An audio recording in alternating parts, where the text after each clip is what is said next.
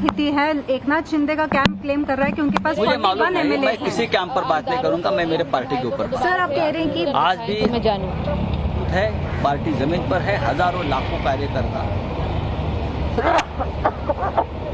आज भी हमारे साथ पार्टी के साथ जुड़े हैं। कुछ एमएलए हमसे छोड़कर, हमको छोड़कर जाना यानी पार्टी टूट गया, ऐसा नहीं होता। पार्टी अलग है और विधायकों की बात अलग है, पार्लियामेंट्री पार्टी की बात अलग होती है।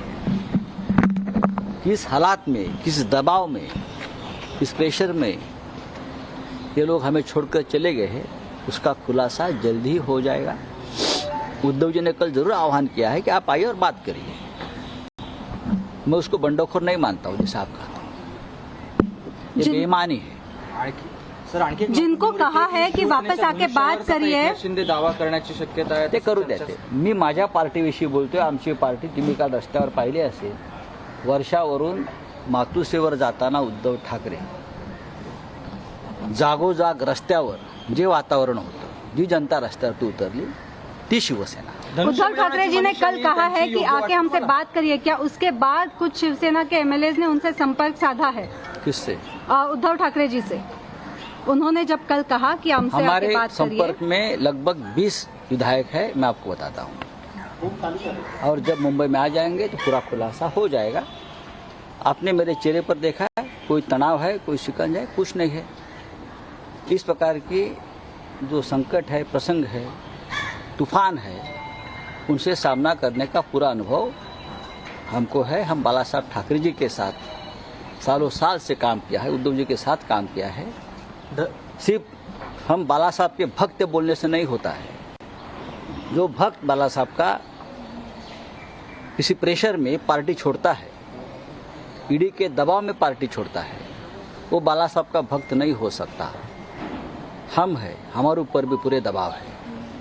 हमारा एक मंत्री 4 दिन से लगातार ईडी के ऑफिस में जाकर बैठ रहा है, उसने पार्टी नहीं छोड़ी। मैं और मेरे परिवार के ऊपर पूरा दबाव है ईडी का। हम आज भी ठाकरे परिवार और पार्टी के साथ रहेंगे और आखिरी सांस तक रहेंगे। क्या आपको लगता है कि इस दबाव की वजह से फ्लोर टेस्ट पे कुछ असर पड़ेगा? देखिए, जब फ्लोर टेस्ट होगी तो सबकी टेस्ट हो जाएगी। एनसीपी के कुछ कौन पॉजिटिव है, कौन नेगेटिव है, सबको पता चलेगा। सर, एकनाथ शिंदे ने कल ये कहा कि एनसीपी और कांग्रेस जो है वो शिवसेना। आप उनका पुराना भाषण सुन लीजिए। बीजेपी के बारे में हमारे इस साथी ने क्या कहा था। उनका कहना था कि बीजेपी की साथ छोड़ दीजिए, तो हमारे लोगों को बहुत अत्याचार कर रही है, छोड़ दीजिए। राव साहब, एनसीपी के नेता सुन रहे थे। बेशक वो कह रहे हैं कि मेरे चेहरे पर आपको शिकन नहीं दिख रहा होगा, मैं तनाव में नहीं हूं, लेकिन जिस आत्मविश्वास से लबरेज अक्सर संजय राउत नजर आते हैं, वो आत्मविश्वास उनके चेहरे पर झलक नहीं रहा था। क्या आपने मेरे चेहरे पर शिकन देखी? संजय राउत ने मीडिया वालों से पूछा जब वो सवाल कर रहे थे।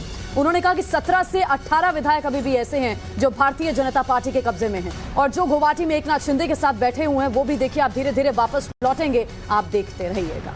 शिवानी हमारे साथ जुड़ी हुई है, उनके पास चलते हैं। शिवानी, ऐसा लग रहा था कि संजय राउत कह कुछ और रहे और सोच कुछ और रहे। भले उन्होंने कहा कि सब कुछ साफ हो जाएगा फ्लोर टेस्ट में, लेकिन सच्चाई से वो भी वाकिफ हैं। बिल्कुल, देखिए यहाँ पे सच्चाई से बिल्कुल वाकिफ है, इसीलिए 2 चीज़ें उन्होंने एक साथ यहाँ पर कही। पहली ये कि मैं सिर्फ और सिर्फ अपनी पार्टी के बारे में बात करूँगा, और दूसरी यहाँ पर उन्होंने एकनाथ शिंदे को अपना साथी भी कहा है। उन्होंने ये कहा कि व्यक्ति जो ईडी के दबाव में आके पार्टी से हटने का निर्णय ले सकता है वो बाला साहेब ठाकरे का शिष्य नहीं हो सकता। लेकिन एकनाथ शिंदे के बयानबाजी पर जब सवाल उठाए गए तो उन्होंने ये भी कहा कि हमारे साथी का पुराना बीजेपी के बारे में कहे गए भाषणों को सुनना चाहिए।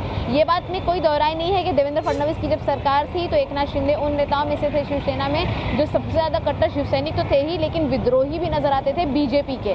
तो साफ तौर पर कहा जा सकता है कि टेंशन तो है। अब संजय राउत ने अगर बात चेहरे पर आई शिकन की कर ही दी है तो ये साफ हो जाता है कि उस शिकन की उन्हें चिंता है, तभी वो उसे छुपाने की कहीं ना कहीं कोशिश भी कर रहे हैं, इसीलिए उसका जिक्र भी किया जा रहा है।